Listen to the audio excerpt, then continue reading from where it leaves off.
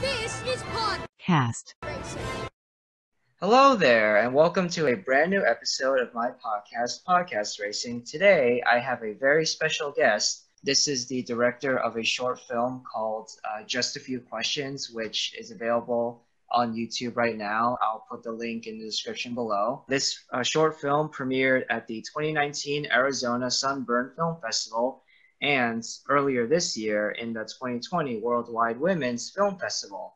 The director of this short film, Just a Few Questions, which I highly recommend checking out, MaryAnn Keyser. How are you doing, MaryAnn? I'm great. How are you? Doing good, trying to stay safe and positive throughout all this craziness that we're dealing with right now. So, Yeah, it's been a long 5 months. Yeah, I'm missing going to the theater, and I'm missing certain movies a lot. Yeah, me too. But speaking of which, in your opinion, what are some film delays or postponements that you are most upset or annoyed about? Well, I would say the 3 movies that I'm most looking forward to that have been moved because of COVID. The first one would be In the Heights, which was supposed to come out in June. I was really looking forward to it. I saw the trailers when it came out, and I thought it looked really great. I've always really enjoyed musicals, and it just looked really cool and exciting. And the fact that it got moved is disappointing, but I'm also kind of glad because I do think it should be seen by as many people as possible on a big screen. So it's kind of bittersweet, but I'm still looking forward to it. So just bummed that I have to wait. In the meantime, I guess you can still listen to the original Broadway soundtrack if you're so inclined. And then the next one is Mulan. This was originally supposed to come out in March, and I guess it's going to come out on Disney Plus for those of us in America in September, but only if you pay an extra $30, which I don't know if I'm going to be willing to do that because it's quite a lot, and even my AMC A-list membership was not $30, so it's hard to justify that cost for me, but only because I live alone and I wouldn't be watching it with a bunch of other people. So if I could maybe get some people together, maybe that would be justified in spending the $30. But still, I'm going to still try to watch it and see what I can do to watch it when it comes out. And then the last one that I'm most looking forward to that got moved was Wonder Woman 1984. I really, really loved the first one.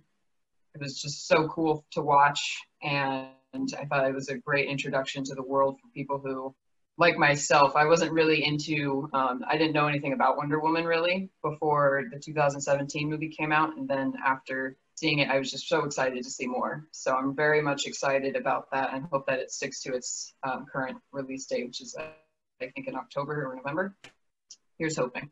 Despite the pandemic, or rather because of the pandemic, some films have actually been released early on video on demand or certain streaming services. So I'm just wondering what films that actually have come out so far have impressed you. Well, I think one of the best ones that I've seen so far is probably Spike Lee's Da 5 Bloods. Oh yeah, that's a great one. Yes, and it was, I think, it was already planned to be released on Netflix anyway in June. So fortunately, I guess COVID didn't impact it too much. But I was really impressed by that film. I've really liked all of Spike Lee's other films that I've seen in the past, and this was no exception to his great quality. It really taught me a lot too, because I wasn't really familiar with the Vietnam War and the whole background of the main characters in the film. So I was really interested in seeing how their characters developed.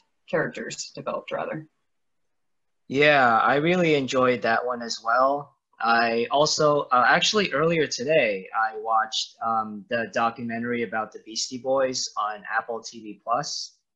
I would consider myself a casual Beastie Boys fan, but after watching this documentary, I'm definitely gonna listen to a lot more of their music now. And I really liked Palm Springs with Andy Samberg and Kristen Milioti a lot. I thought that was really funny and heartwarming and unique spin on an already familiar premise. Yeah, yeah, I really liked that one too, and I really like movies that have that premise of the time loop. Time loop films, even though I haven't seen a ton of them, the ones I have seen, I've really enjoyed them, so I really love that one as well.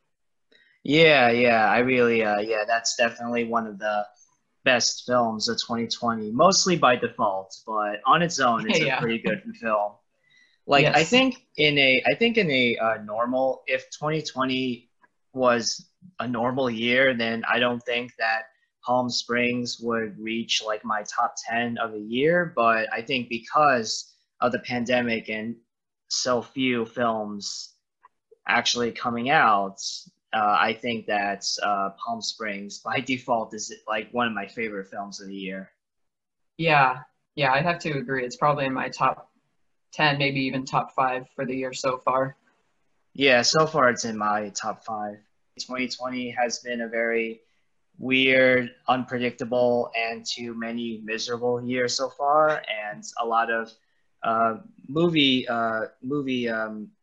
have been delayed or just put on demand, and theaters have been closed for quite a while now. In fact, at the time of recording this episode, theaters are supposed to open up in late August. I don't know if that's going to change after the recording of this episode, but at the time of recording this, theaters are planning to open up late August, and Tenet is expected to premiere in theaters September 3rd. And so, like I just said, theaters are expected to open up in late August. And I want to ask you, MaryAnn, if you think that it's a good idea for theaters to reopen in 2020 at all, or if you think they should play it safe and just postpone opening theaters until 2021 or something. Yeah, it's a tough question because, I mean, as a movie lover, of course, I want to go back to the movie theater like as soon as I can because I really enjoy the theater experience and I love seeing it on the big screen, anything. But I'm also not somebody who's just going to say, it's only about me. So as long as I can go and be safe, then I don't really care about other people. So I understand that there's still a big threat to people's livelihoods with COVID still. The numbers, at least in the US, are not really going down anytime soon. However, we do have other countries that have seen their numbers go down and they are in the process of opening their theaters too. So I'm kind of wondering if maybe the US, since we're kind of behind other countries, if we should just kind of wait and see how it works for the other countries that are reopening theaters and see how they do it and how it affects their populace. Like, are the people even going to go to the movies in England or Europe or China?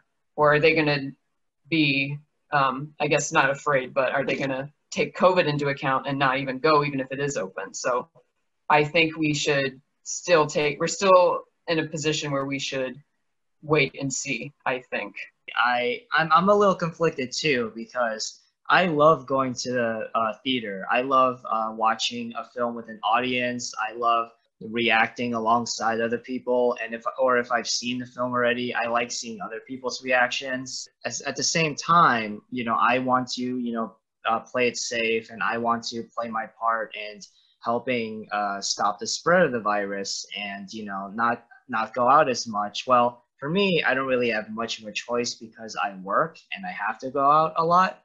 But for the most part, I am trying to play my part in stopping the spread of the virus. And there is a chance that reopening theaters can cause maybe not a drastically high, but still an increase in cases. Where I live, cases keep rising and rising, positive confirmed cases. And I don't know if now or this year at all is such a good idea for theaters to reopen, but at the same time, it wouldn't quite feel right to watch Tenet for the first time, or Dune, or Wonder Woman 1984 on like your laptop or phone. Yeah, I agree. Those kinds of movies definitely belong on a big screen. The only other thing something else that I would be concerned about is if I went to the movie theaters, I would definitely follow the safety precautions. I would wear the mask the whole time. But can I trust that other people will? And I can't really because I don't really know they can say that they have these safety precautions, like you have to wear a mask the whole time unless you're eating, or you have to do this, we're going to clean all the time. That's fine, but are they going to actually have somebody in every single theater monitoring that? Because if they don't, then there's not, it's kind of just a trust system. Like, I trust that you come here with a mask. I see that you're wearing a mask, but then once you're in the theater, we don't really know. Like, that's kind of the thing that I would worry about, is other people not following the rules. That's definitely a very understandable concern, and one that I have too, because where I work, we do highly encourage and recommend the use customers wear masks, but we don't enforce it. So we do have customers that come in without a mask, and we ask them to wear a mask, or we offer to give them one, and then almost all the time they'll say no. Otherwise, they would come in with a mask in the first place, and so that is a little frustrating. That there are people out there, still, especially in the U.S., not taking this virus as seriously as they should, and I do agree with that concern that uh, oh, like if the even if the theater employees or whoever take the necessary precautions, will the audiences or customers, quote unquote, actually follow through?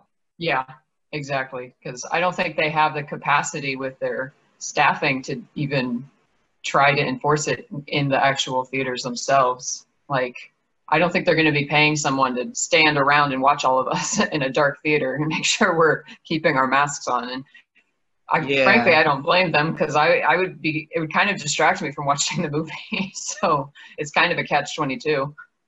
yeah, and I would hate to have that job. I would hate to have the job of making sure that everybody has their masks on. Yeah, you have no idea how people are going to respond, if they're going to scream at you or if they're going to comply or what. So I would not envy that job at all. Where I worked, only this was only a few months ago, back in April and May, we started limiting the number of customers that could come into the store. I work at I'm not going to mention the name, but I work at this big retailer store, and we started limiting the number of customers that came in into the store. At first, we limited to 100, and then 150, and then 200 customers at a time. And we also started closing at an earlier time. And especially so when we were only allowed 100 customers into the store at a time, and there had to be a line outside to wait. I got quite a few customers angry at me, specifically, as if like I'm the one enforcing this, and as if I'm attacking them personally, which I'm not. Yeah, that sounds really frustrating. It was, yeah, it definitely was.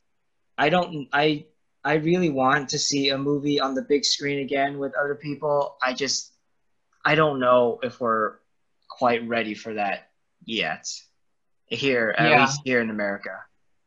yeah. And then another thing that I was thinking about is even trying to determine a reopening date. Like, they keep pushing it back and they keep saying, like, okay, we're ready now, we're ready now. And maybe they are, maybe they aren't. But the other thing is, I know a lot of people have said, oh, I'm not going to really go out and do anything other than, go get groceries or get food until there's a vaccine or something like that. I think that's a perfectly fine idea. But my concern after hearing that is, what about people who don't even want to get vaccines? Like, there's a pretty strong movement, at least in the US, a loud minority, I guess, of people who are anti-vaccines. So they wouldn't even get a vaccine even if it was available. So it's like, what do we do about those people? Do they get like special treatment? Do they ruin it for everybody, or what do we do about that? Like, if I go get a vaccine, I'm fine, but I don't know. It's tough. Yeah, no, that is definitely. I actually didn't even really think of that until you just mentioned it. Yeah, like I almost forgot about the anti-vaccine movement, which I don't want to get. This is a much more topical episode of this podcast than what I usually make, and I don't want to get too political, but I just Yeah. I I think Cut that that if you I want. don't quite agree with the anti-vaccine movement, and I think that with this is very unprecedented times, and I think that in unprecedented times like this, that we all have to make sacrifices, do stuff Mhm. that we're not quite comfortable doing for the sake of everybody in the whole nation, state, at home, whatever. Like Yeah. I live with my grandma who's over 80 years old, and I'm trying to be as careful as I can for her sake. And it's annoying when I have to interact with customers who don't wear a mask or who decide to walk up right next to me when they're asking me a question. And Yeah. I'm like, I'm trying to, I'm trying to be safe for not just for my sake, but for my grandma's sake. Like, please back up, sir or ma'am or whoever. So yeah, I don't know.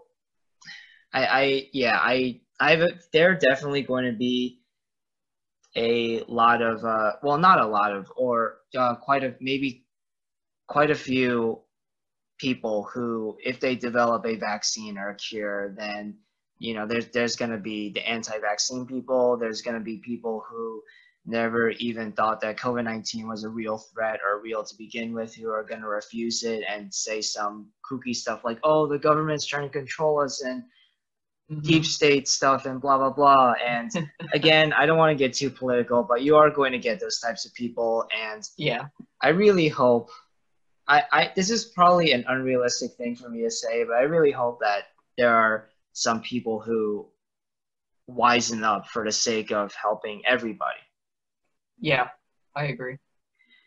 Yeah, because people in America are kind of selfish overall. Like, yeah, people are very self-centered, and I don't know if you heard about this, but in Florida, a sheriff actually forbade, like he said he was going to fire any deputy or staff of his that wears a mask. Really? Yeah, Wow. No, I had not heard that. yeah. There are people just in again. I keep saying I don't want to get political, but I keep having to get political because unfortunately, COVID, it shouldn't be a left versus right issue.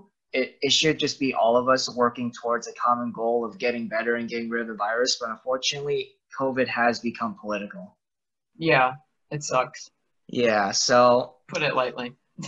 yeah, but there are officials and regular folk in various states, mostly more conservative states, who are, who are very opposed to, quarantining masks and all that. And I wish that people would think a little more selflessly, and all of us should be thinking more selflessly and working towards a common goal. And I'm not going to be, I mean, I don't know if I'm being a real hypocrite, but I am going out quite a bit working. And one could argue that, oh, well, you're being a hypocrite because you're still going out for work. If you really meant what you said, then you would quit your job and just stay home 24/7. And I don't know about that. yeah, I mean, if someone were to say that to me, I wouldn't, really like get offended by what they said or argue with them. But, at the same time, like, I need, I get on the opposite ends the people who are like, oh yeah, like masks, like 24/7 when outside and only going outside for emergencies, but staying indoors all the time and not even going to work. Like, I get that mentality, but it really sucks just being holed up. On days when I don't go to work, when I don't go out at all, it is if there's not an immediate movie or show to me for me to watch, or even if there is, it is tough, basically just being stuck at home with really nothing to do. Yeah, it is. And it's not really realistic either for people to say like everybody has to stay home. Like, okay, some people are obviously going to have to work. Somebody has to do work at the grocery store. We have to have doctors, we have to have nurses. Like, many jobs can work from home and should if it's realistic, but it is just not realistic to expect every single person to stay home. Yeah, yeah, exactly. And actually, I really need money right now. I have a whole Yeah. bunch of bills and stuff that I gotta pay, and I really and it would be nice if those bills and stuff could get delayed, but they aren't. So I still have to pay out, student loans or whatever. So I have to work, and which Yep. means me leaving the house because unfortunately I don't have the degree or experience to work at a stay-at-home job. Right. And that's the case for many, many Americans. So Yeah, but for those of you listening right now who are about to turn away, don't worry, we're gonna go back to movies now. There are a lot of people out there who are very who don't want to hear anything about politics at all, and I usually try to refrain from politics in this podcast, but I wanted to make at least one episode that was topical. sure. But going back to movies now and how COVID can change Hollywood and the film industry, MaryAnn, do you think that Hollywood will change a lot after COVID, or do you think that like movie productions, movie business, like how movies are made, etc., do you think it'll just go back to the way things are after the virus is over, or do you think that serious changes will be implemented? That's a really good question because there's so much to factor into it. On the one hand, there's the idea that most of the people who are really high up in the movie industry, like the really high profile actors and directors and producers, they have enough money in theory anyway that if they did get sick or something, that they would probably be pretty well off in terms of getting health coverage. Whereas maybe some of the extras and the people who are like assistant directors and all of the other crew might not be in that position. So the people who are making the decisions might not be in the same position as the people they're making the decisions for. So that's kind of a tricky situation for them. What I have heard, I don't know if this is still going to happen, but I've heard that what they're going to try to do for some cases is they're basically just going to make like a dome type thing, or like they're going to put people in like I'm not sure what the word is, but basically like they're going to hire all the people to make a specific film, and then everybody goes to the filming location and they're stuck there for the whole film shoot. They're stuck, everybody stays in the same hotel, everybody can only go to the same restaurants, they can't fly back home on the weekends like they might in other film shoots. Like literally everybody is going to be quarantined in that spot, in that location. And I'd be interested to see if that goes forward or not. Because if they're committed to doing that, I think that could probably work, actually. Because we've seen that staying home and not going out does seem to bring the numbers down when the people actually do it. So if you can apply that to filmmaking, I think it could work. So, but the next question would be then, how long would they have to do that for? Like, is that Right. just for one film? Because a film takes at least like 2 months just to film, and then there's the pre-production, post-production. So how long are they going to have to do that for? Is it all for 2021? Is it going to be for the next 5 years? We don't really know. So there's so much unknown right now, but those are some interesting things that I've read about. Yeah, and it also depends on what type of story you're making. Like Right. if you make a film where certain scenes will require big crowds, or if you have to make like film a fight scene where people, actors, stunt crew, whatever, have to get in close proximity of one another, like how exactly is it all going to work? How exactly are they going to film that? Like how are they going to be safe if they are going to try to be safe and film those types of scenes? Yeah, or even think about just regular scenes of like romantic scenes. Like, are they going to have actors kissing each other now or doing those kinds of scenes? Like, I guess that'll be up to the actors maybe to decide if they feel comfortable with it.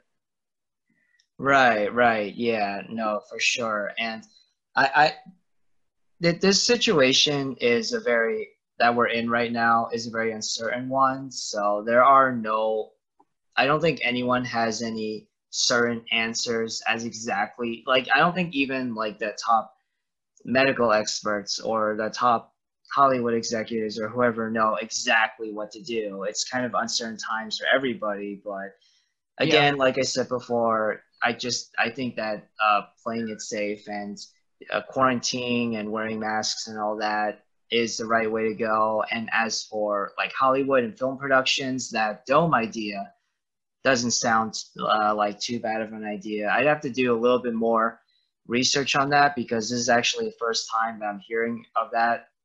But yeah, so I'd have to do a little bit more research of that. I'm hoping that they'll be able to figure out, even if it's a temporary solution, I'm hoping that they'll be able to figure out a solution and resume filming on some stuff that I'm actually really looking forward to seeing. Yeah, and I hope they can find a solution too, because like I said, a lot of the actors that we know really well, they're probably going to be fine if they don't film something for a year, hopefully.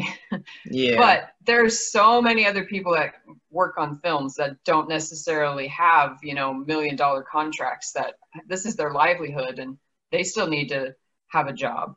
So there needs to be some kind of solution to help them. Right. No, yeah, exactly. Yeah, there are hundreds or thousands of people involved in just one film production who are nowhere near as wealthy as these famous Hollywood actors. And, I think that Hollywood usually tends to ignore those types of people or, like seriously, like not give them enough credit or pay them enough. And I Yeah. think that now is a time when I'm hoping that that COVID will actually bring positive change in at least in Hollywood, and that these lower class people like stunt doubles, extras, whatever, will be Yeah. able to get more recognition and more pay, and that more care will be directed towards their safety and their financial and physical and emotional health. Yeah, and hopefully Hollywood will see how indispensable they are and how necessary they are. Yeah, exactly. But kind of off topic, I'm just wondering, have you seen the Imagine video? No, no. Are you talking about the one that was organized by, was it Gal Gadot? Gal Gadot, Amy Adams, James Marsden, and all these Okay. celebrities singing the cover No, of Imagine. no, I didn't see it. I only heard about it. It's okay. So I think they had good intentions, but the execution was just so cringeworthy. Oh no. Just like just I think that maybe that they genuinely thought that they were going to help people or encourage people, but doing so just by singing a song is just really just, man, like Hollywood this is kind of a cliche statement, but like when people say like Hollywood, fame, fortune, whatever, can really cloud your judgments, that is a true statement, and I think that that is kind of the case for many of the celebrities in the Imagine video, because some of them probably genuinely thought that they could like help people, but they're not helping people. They're just singing. Yeah, and another thing that I just thought of is, with social media being so prevalent, people know so much about celebrities now than they did maybe, even 30 years ago by comparison, that it's not like we don't know that they're rich. Like, we're already reminded of that pretty often when we follow them on Instagram or Twitter. Like, we already know that they're better off than we are. So I could see how it would be like a slap in the face almost just to watch a video like that. Yeah, and many people did actually take it as a slap in the face. All these celebrities got, like hateful comments and insults thrown at them, which I do not condone that, but I Yeah, me either. understand why they are frustrated. Yeah, maybe they should have thought it out just a little bit more before they did it, published it.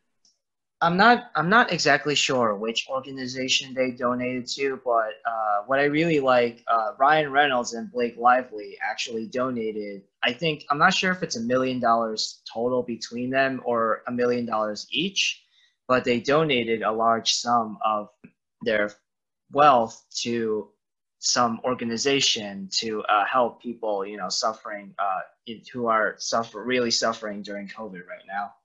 Oh, that's good. Yeah, and I really like a lot of late night hosts are still making shows despite not being able to actually go into, actually record in a studio. They're still making shows from home, and they're asking for donations to City Harvest or other places that where people who are really suffering right now because due to COVID or other reasons can hopefully be a little bit better off. I really like when celebrities, actually, when celebrities have both good intentions, but also actually prove their good intentions by actually making efforts towards helping others and not just singing Imagine by John Lennon. Right. It's the whole actions speak louder than words mantra come to life. Yeah, yeah, exactly. But going back to like film productions real quick and how it could be affected by how it's affected by COVID or post-COVID, I wonder if going forward writers write will purposely avoid writing scenes with large crowds or romantic scenes or fight scenes or stuff like that. I wonder if writers will either on their own or being told to by studios not to write those types of scenes. Do you think like something like that could happen? Yeah, I think it could, but I kind of hope it doesn't in a sense, just because it would be kind of boring as a audience member to watch those same kind of movies over and over again. Right. But at the same time, as somebody who does write and does want to make films, I also do think that having limitations can make you more creative because it forces you to think of something different because you're aware of the limitations. So you want to stand out more. Like, everybody's writing about quarantine. So how do I make a really good quarantine film compared to everybody else who's writing the same thing? So it, it can have both of its good and bad sides to it. Speaking of quarantine, actually, I don't know if you heard, but recently Shudder, which is a streaming service exclusively for horror movies, released a film called Host, Mhm. which was entirely made through Zoom. Yes, I did hear about that. I need to check that one out. Yeah, I haven't seen it yet because well, I'm kind of waiting to subscribe to Shudder so I can watch all this bunch of stuff at once. And Hmm. also I'm not really into horror in general, but Yeah. Host does seem like an interesting concept. Well, the story isn't the most original, but the fact that the people behind it got creative and made it entirely through Zoom is, really interesting to me. Yeah, yeah, I think that's pretty cool. I know back in, I think it was May, there was some sort of theater organization based out of New York that got together some really high profile actors and had them do a few scenes from Oedipus. And then afterwards, they had everybody who was watching through Zoom. They had it was like a panel of people talking about how the play related to our current times. And it was very interesting because you had people like, I think they had Frances McDormand reading a scene, and Jeffrey Wright was involved with it. So you have these really high profile actors doing a scene for, I don't know if they got paid or not, or if it was just voluntary, but and it's a well-known play too, so it was really cool. I actually did watch it. It was very cool to see these actors do this scene from a pretty well-known play and then have a panel of, like, there was a guy who works as a paramedic, somebody who's like a surgeon, and so a bunch of people that are actually like on the front lines of COVID then basically talked about how the play related to what they're seeing, and it was just very cool. So I wonder if we could see maybe things like that happen more. That would be really cool. I think that that was a really great idea, and I really like Frances McDormand and Jeffrey Wright, And yeah, I think that seeing more stuff like readings like that, online readings like that, and more movies like Host, which in which the filmmakers could get really creative with limitations or whatever. I think that I'm really looking forward to seeing hopefully more stuff like that. Yeah, and then I just thought of a movie from, I think it was 2018, the movie Searching with John Cho. Yeah, yeah, that's a great one. Yeah, so that's like told all through the webcam too. I don't think they filmed it that way, but the way that that film was edited and presented, that could have, it looks almost like it could have been made in quarantine. Well, A little not bit. really There's some because of the outdoor scenes, but yeah, like it's there's not some all through outdoors. Zoom, but Yeah, I mean, no, I mean, I get what you're saying, but like with Searching, there are some outdoor scenes with, a lot of extras and, the actors in close proximity and stuff. But yeah, I get what you're saying. that can be one of the dome films. Yeah, yeah, no, I mean, yeah, it could be. Yeah, I mean, it would be, I mean, I guess it would be okay if both of those actors or all those extras in scenes that require it were all tested negative. And but I think that even if actors, extras, whoever still test negative, they should still be careful. Absolutely. Because so many people are asymptomatic, so you don't even know sometimes that you have it to get tested. Right, right. And I think that the actor Brian Cox, I don't know if you know who that is. Well, his most Hmm. popular recent work is the HBO show Succession. Uh-huh, right. Yeah, he actually was confirmed positive for COVID, but I think that he's asymptomatic because he said that even he was surprised that he was positive actually because he exhibited zero symptoms, no symptoms at all. He felt Wow. perfectly okay despite his elderly age, but he Hmm. was still positive.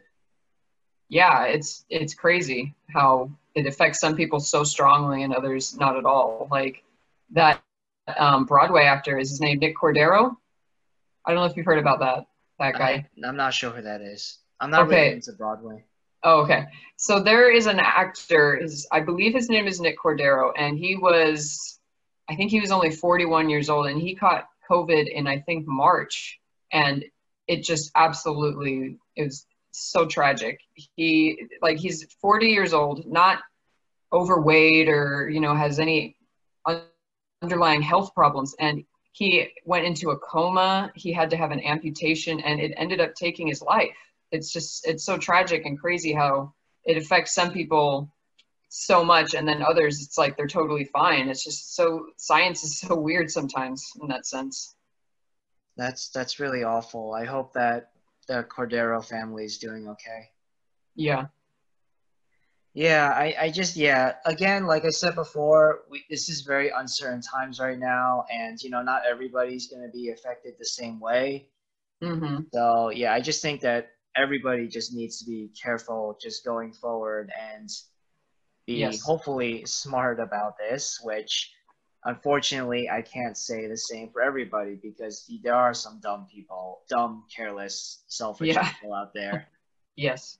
I think that ideas like host or that dome idea where people have to get really creative. I do hope to see more of that. I don't know if you saw that movie that Dave Franco directed, The Rental, but that movie actually did. No, I didn't. Yeah, yeah. Well, I haven't seen it either, but apparently that movie. Well, that it wasn't directly that movie that caused it, but it was like that movie played a factor in an increase in drive-in theater show. Yeah. Yeah. Like I think at the moment, The Rental, at least in drive-in theaters, actually made like I think about $500,000, That's pretty which good for. which is pretty good for drive-in showings, Yeah. which is pretty good for a very, very limited release like that. Yeah. And No kidding. also and that is more impressive considering that the movie is also available online to rent for like $6, $7 or whatever. Yeah, I was thinking about going to see that actually, but the nearest drive-in to me is like 40 miles away. Same. Yeah, the nearest drive. Well, actually, for me, it's like 50 miles or something like that. It's Oh really my gosh. far. Yeah, I've never been to a drive-in, so I'm kind of wanting to go now because there's a good reason to. Yeah, neither have I, but it's just too far away. I actually, what's funny is that a while ago, this back in December of last year, I actually was invited to see an early screening of 1917. And Oh, this wasn't a drive-in theater, but it wasn't a typical like theater either. Like it was I don't remember all the details, but it was different in a way. mm-hmm. Like it wasn't a drive-in theater, but it still was an outdoor setting kind of. Was it like an amphitheater? I think so. I'm honestly not sure Okay. off the top of my head, but basically this was a theater close to Washington D.C. and I actually got the opportunity to go to see 1917 early, but then Mm-hmm. all of a sudden, like this was on December 2nd or 3rd, but Mm-hmm. then all of a sudden, I don't, but then all of a sudden, like things at home got a little crazy, so I couldn't Oh, go see it. I mean, I still got to see it in January, which yeah, seems like such a long time ago. I know, right? Yeah, like I saw 1917. It feels surreal to me that I saw 1917 in 2020. Yeah, yeah, I saw that too. And in January, I think. Yeah, and like January doesn't even feel like this year because of how crazy it's been. Yeah, it's like January and February are just the end of 2019, and then March was the beginning of 2020. I feel that exact same way. Like it doesn't feel like it's so weird for me to think that oh yeah, for a brief time movie theaters are actually open in 2020. Yeah, I know. My birthday was in March, like right before everything shut down. So I was like, I got to squeeze everything in because I was hearing that they were going to shut things down. So I'm like, I got to get all my birthday stuff done now because I don't know when when I'm going to be able to use these movie tickets again. Mm, I'm really glad that I did that. that's good. Yeah. That's good. That's really good that well hopefully I Lucky. hope that you're able to see some good stuff both in theaters or whatever before stuff started closing down. Well, the last movie that I saw in theaters was right before my birthday, and it was Bloodshot. Oh, oh. Not exactly a good movie to go out on, but I had I seen haven't almost everything else by then, so I didn't really have many other movies to watch. right. Yeah, I haven't seen Bloodshot, but and I have no interest in watching it at all, but I haven't heard good things. Yeah, it wasn't the best movie. There were some interesting things about it. The concept was pretty cool, and that's why I watched it because I thought the concept was pretty interesting and I wanted to see what they did with it. But too much of it was like derivative of other films and not like in a creative way. It was like, okay, so that's exactly like that movie. Okay, you tried. Yeah, yeah, I can imagine. What one of my friends actually, one of my friends actually got to see Parasite in the theater right before everything shut down, and that was his first time watching it actually, and he ended up loving it like almost everybody else. So Oh wow. yeah, he got to see it in the theater, where but there were only like including him like five people in the theater. Oh, so that must have been because of its post Oscar win, huh? Yeah. Oh my gosh. The Oscars too, like the Golden Globes, Oscars, that all happened in 2020, right before stuff started shutting down. Yeah, and those are getting delayed next year too. Right, and or it might not even happen. Like who knows Yeah, how really. much longer COVID's gonna be around for. Yeah, either they're gonna have to change the rules and allow, all the Netflix films that don't have the theater releases, or they're just gonna have to cancel it or something.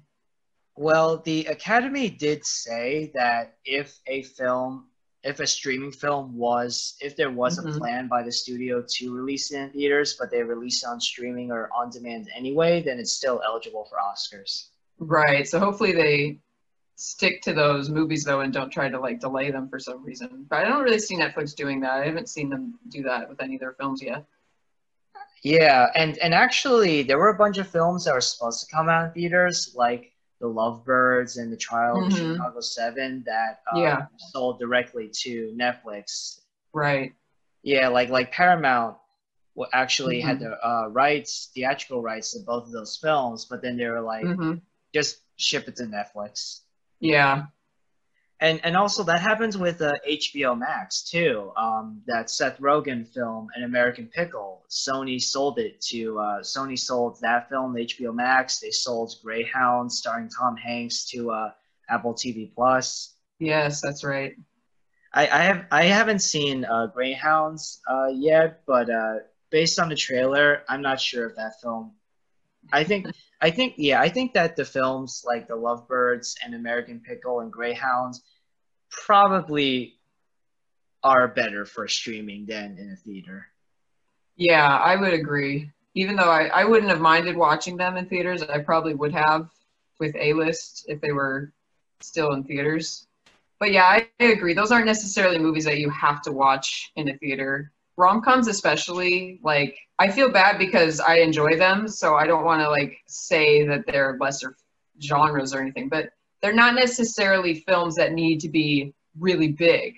Like they're not about the spectacle, they're about the relationship and the story and the characters more than, what you're seeing necessarily. Right. And sometimes I actually like seeing smaller films in theater Mm-hmm. to support the filmmakers or the Yeah, studio or whatever. Like exactly. I saw the indie films, The Peanut Butter Falcon. I Yeah, saw Booksmart in theater. yeah. Paris, well, in comparison to bigger films, Parasite is a well, I mean, Parasite is such a big global phenomenon now, Yeah, yeah. but in comparison to like something like an Avengers movie or whatever, it is a smaller film. Yeah, yeah, exactly. But That's yeah, another. That's funny you mentioned Avengers though. Like, thank goodness that came out when it did, right? oh my gosh, can you imagine if Avengers Endgame got delayed?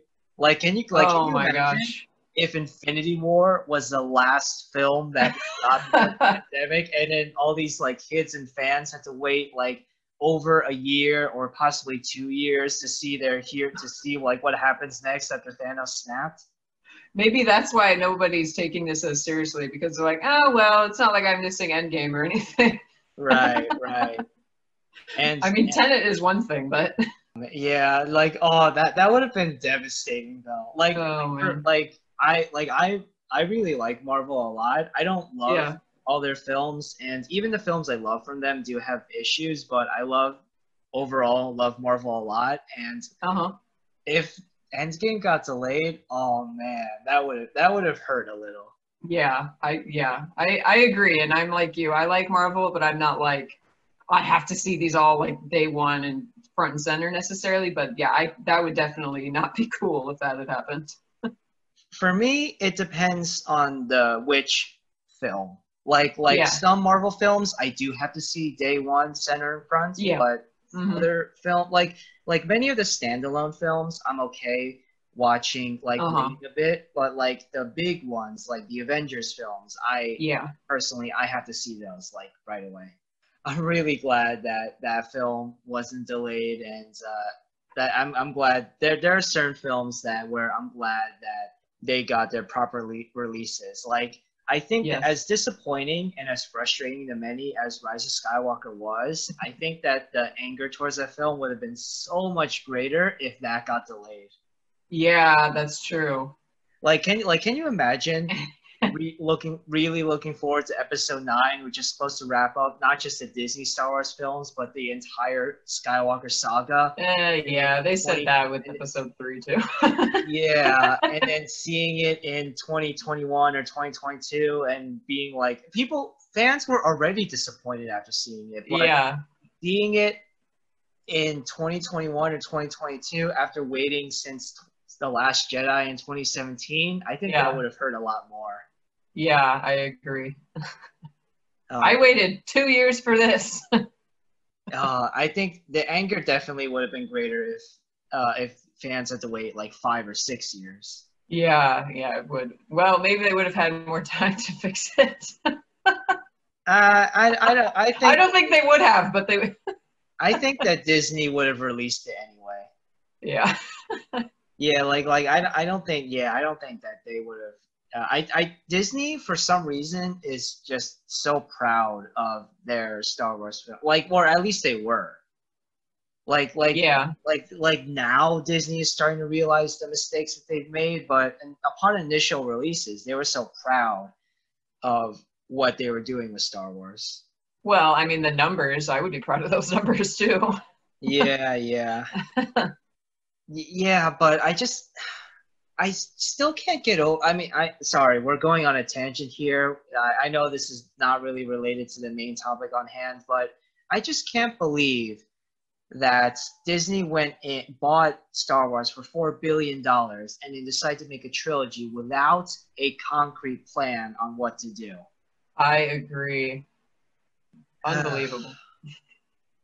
Well, at least, hopefully, at least Disney still has Marvel and Pixar. So Yeah, I mean, they have so much money too and power that they could just, if they change their minds, which I don't necessarily see happening, but if somewhere down the line they change their minds, they could retcon it. They could be like, oh, 7, 8, 9, those were just, those are all just figments of Luke's imagination or something. They could make up some silly excuse and, oh, those are alternate universe, or they could do like, the parallel universe theory or something. I don't see it happening anytime soon, but it could happen in like 10, 15, 20 years maybe. right now, I just hope that Disney does more stuff like Mandalorian, Yeah. more prequel or spin-off stuff. Yeah, I agree. But you mentioned Tenet earlier. That movie has had its release date delayed like 4 times. Yeah, and it's still only been delayed in terms of time, though, only like a Right. month and a half. So that's kind of Right. interesting. Yeah. Yeah. I really hope that I get to see Tenet on the big screen soon, but in a safe way. And another film from Warner Brothers that I'm really looking forward to is Dune with Timothée Chalamet. Yeah, I'm looking forward to that too, even though I don't really know the story very well. I'm hoping that I can read the book before the movie comes out, and I want to watch the original, what was it, 1984, the David Lynch version? I'm just really looking forward to Dune 2020 because of the stacked cast that they have, and Oh, yeah. Denis Villeneuve, or however you pronounce his name. He's such a Hmm. great director.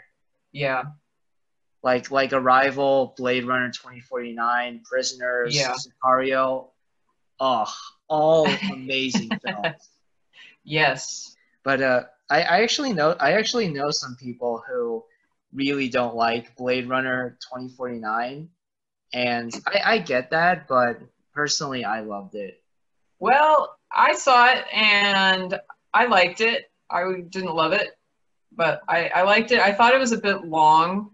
And I've only seen it once, and it was when it came out, so I might be misremembering some things, but there wasn't really anything in it that I was like really entranced by.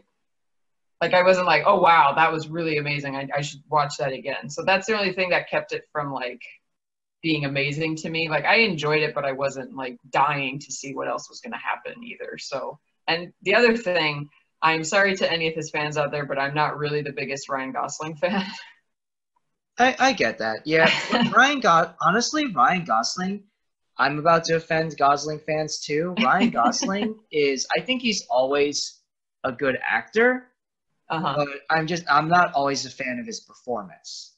Yeah, I think he's best actually in comedy. Like I really like him when he does comedic roles, and I really Really? like him. Yeah, actually, I like him like when he was on SNL, Saturday Night Live, I thought that was really funny. Like I really like seeing that side of him because most of the time when I think of Ryan Gosling, I see him as like this really serious, like straight-faced guy. My dad is really not a fan either, and he always thinks that Ryan Gosling has like one facial expression. Which isn't really fair because I mean neither of us have seen all those movies, so we can't really base that off of just like the few films we've seen him in. But yeah, Right. I actually really like his comedic roles. I like seeing him do comedy. Maybe you should watch The Nice Guys then. I have seen that. That's another one that I would say, for example, of being a great performance by him and a great comedic role. Like Gosling is a very subtle actor, and Yeah, that's true. yeah, and I feel like I don't know. I think Gosling's really good at subtle acting, but just there are some times where it just doesn't quite work for me. And in Uh-huh. terms of me like emotionally connecting myself to his character. And I actually think now that I think about it, I kind of agree with you. Gosling, well, I don't know about straightforward comedies, but I think that Gosling should be more eccentric and to an extent flamboyant. Yeah, yeah, I can see what you're saying. Yeah. And it's interesting because he does have a very classically handsome face. He has a classically handsome look. So it's kind of interesting to think about him in those kinds of roles because we have the stereotype of like really handsome guys should be playing like straight leading man roles, Mm. whereas somebody who's not necessarily as good looking by conventional Hollywood standards has to be the character actor, the crazy guy or the flamboyant one, like you said. Right. Yeah, Gosling is like, I mean, sorry to people who love The Notebook, but I'm not Gosling, one of them, don't worry.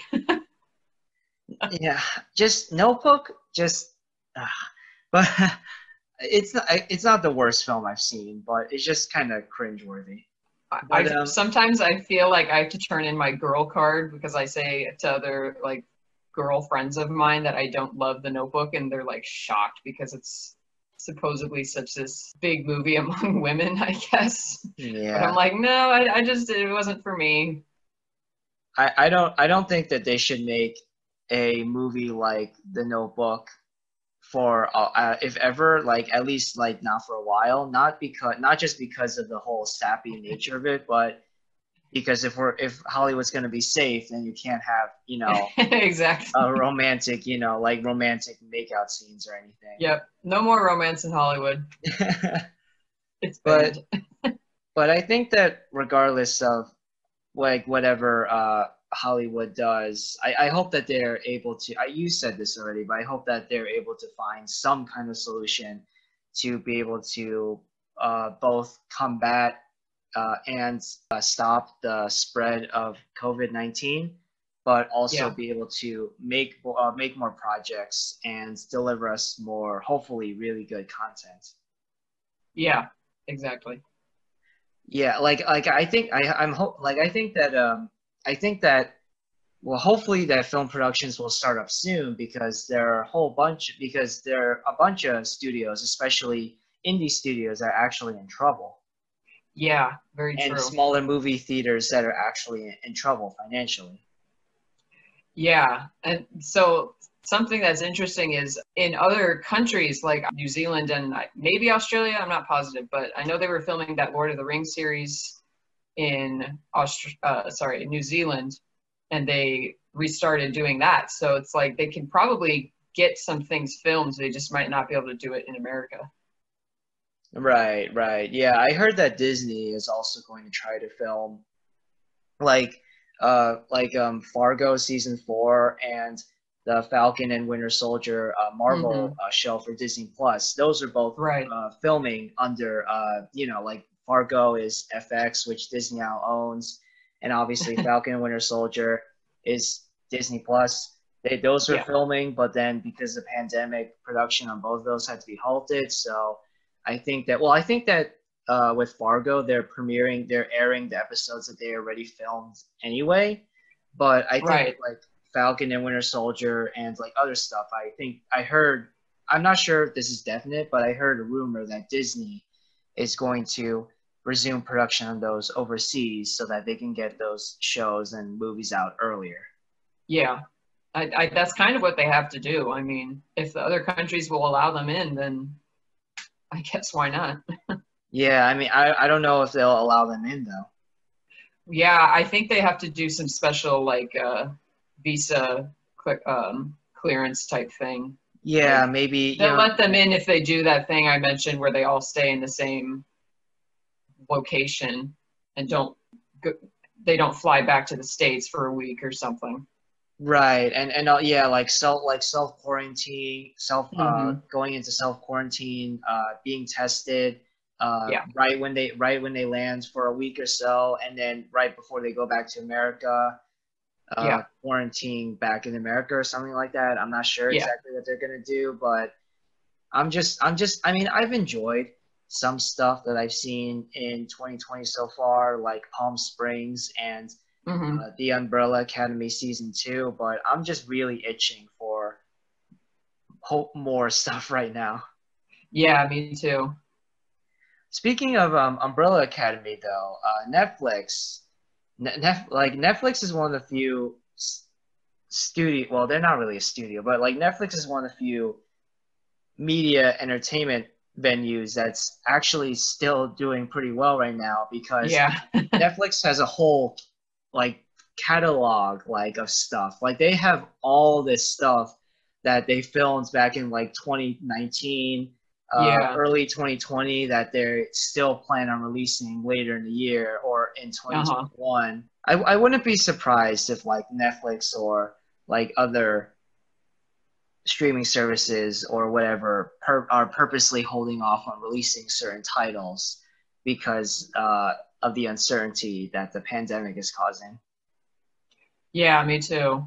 I think we're almost running like a little over an hour. Actually, no, we are running a little over an hour. And the past few episodes have I've actually gone up to like an hour and a half or longer, but for the Okay. sake, yeah, but for the sake of me spending less time in editing, I think I'm going to end things soon. No offense, Okay. No, not taken.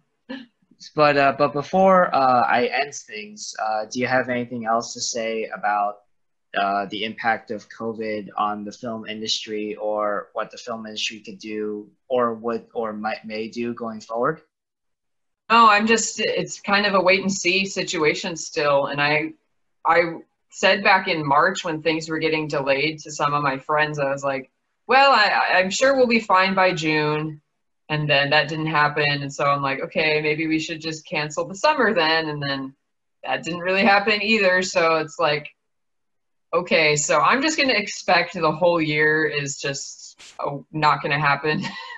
And now it almost seems like that's going to be a waste too. So I'll see you all in 2022, I guess. Right. Yeah, that's kind of how I feel as well. Well, that MaryAnn, thank you so much for willing to appear on the podcast and talking about this stuff with me. Yeah, thank you. I had a great time. It was very fun. Yeah, yeah. So for all of those of you who are listening, you can check out MaryAnn Keyser's short film, Just a Few Questions. I put the link in the description down below. Also down below, I put a link to her Letterboxd account. So uh, please follow her on there. And actually, your reviews on Letterboxd, I actually really enjoy reading them. Oh, thank you. That's Yeah, funny because like yeah, like whenever you write like a series review, like usually I agree. There have been like a few there have been a few reviews that you wrote of like not so positive ones on Midsummer or Uncut Gems that I disagree with. uh, But for the most part, I think that like your letterbox reviews are pretty solid. thank you. Yeah, I try to keep a balance between serious and joke, and sometimes I just can't think of either. I can't think of something serious or funny, so I just don't review at all. But I really appreciate hearing that because I did not expect that. Thank you. Yeah, no, of course. Yeah, no, I definitely am the same way. I alternate between not writing a review at all, writing a serious review, or writing a joke review. And yeah, so all of those of you who are listening, please follow her on Letterboxd. Please watch her short film and give it a like and uh, comment, share, subscribe, all that. And yeah, thank you Do all the so much. same for Colton. Follow him on Letterboxd and watch his short film. I appreciate that. Yeah. Not sure if I'm gonna include the link to my own short film because it's kind of embarrassing, but maybe I will. Here, do you want me to re-record that? Do you want me to say that again so you can cut that out? No, it's fine. It's fine. I can say it and just say, everybody go follow Colton on Letterboxd because he has great reviews also. That I will include the link to my own letterbox because that I'm actually proud of. But thanks for the compliments, MaryAnn, and thank all of you for Of watching course. another episode of my podcast Racing. I hope that you enjoyed it, and yeah, I hope that we get to see you again on the podcast sometime soon, MaryAnn. Yeah, I'd be glad to come back. Thank you. All right, and again, thank you all for listening, and see you guys next time. Bye.